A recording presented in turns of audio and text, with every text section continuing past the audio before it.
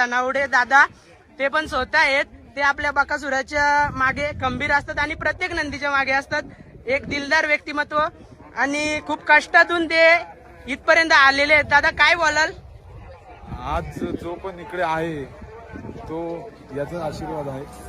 त्याच्या आशीर्वादामुळे आज इथपर्यंत पोहोचलोय. ज्या नशिबात म्हणजे ज्या नशिबात गोष्टी नव्हत्या त्याच त्याच्या आशीर्वादाने मला मिळाल्या. तर नक्कीच दादा, आपल्या महादेवांच्या नंदीमुला तुम्हाला तर खूपच आशीर्वाद मिळाले.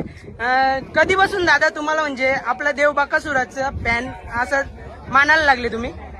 2-2.5 वर्षापूर्वी एक कबड्डीचे सामने होते पुण्यामध्ये. हा तेव्हा मी माझा मित्र एक विराज वांद्रे तुम्हाला बकासूरकडे येऊन गेला हा आणि सुरुवातच त्याच्यापासून केली आणि ती आवड जास्त प्रमाणात निर्माण झाली. हा आज त्याच्यासोबत आहे. हा का?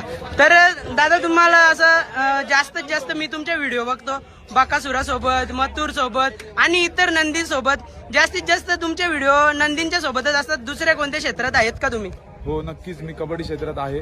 मी प्रो कबड्डी मी पुणेरी पलटणमध्ये सुद्धा मीडियाचं वर्क केलेलं आहे. त्यानंतर कबड्डी झालं, त्यानंतर राजकीय क्षेत्र झालं. असं त्याच्या आशीर्वादाने अजून बरेचसे टप्पे गाठायचे आहेत आणि नक्कीच तो मोठ्या शिखरावर. दादा तुमचे कष्ट जेवढे आहेत तुम्ही नक्कीच टप्पे गाठणार.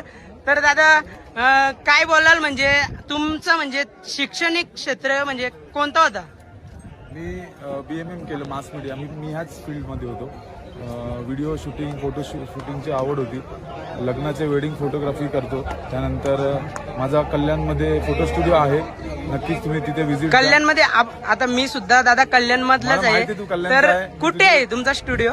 कोळशेवाडीमध्ये. कोळशेवाडी. तुझे व्हिडिओ मी बघतो, मला माहिती तू म्हणजे न घाबरता आणि न विचार करता, कसलाच विचार न करता जे तू बोलतो ते खूप भारी वाटतं. आणि एकदा मथुरचा व्हिडिओ बघितलेला मी तुझा, तेव्हापासून मी बघतो, म्हणजे तुला ओळखतो, मी चांगलंच ओळखतो. दादा मी सुद्धा विचार करून बोलतो, पण आपला हा क्षेत्र असं आहे कोणाला ट्रोल न करता बोलतो म्हणून आपण घाबरत नाही. बरोबर, नक्कीच कोणाला ट्रोल करायचंच नाही. आज मी पण सगळ्या नंदींची व्हिडिओ करतो. बकासूर झाला, मथुर झाला, सोने झाला. मला असं नाही की एकाच करायचं. मला जेवढे पण गाडा मला काय, जेवढे पण गरीब नंदी आहेत त्यांना मला उजेडत आणायचं. आता दादा तुम्ही बघितलंच असेल आपल्या गोरगरिबांचे व्हिडिओ असतात का नाही? नक्कीच असतात.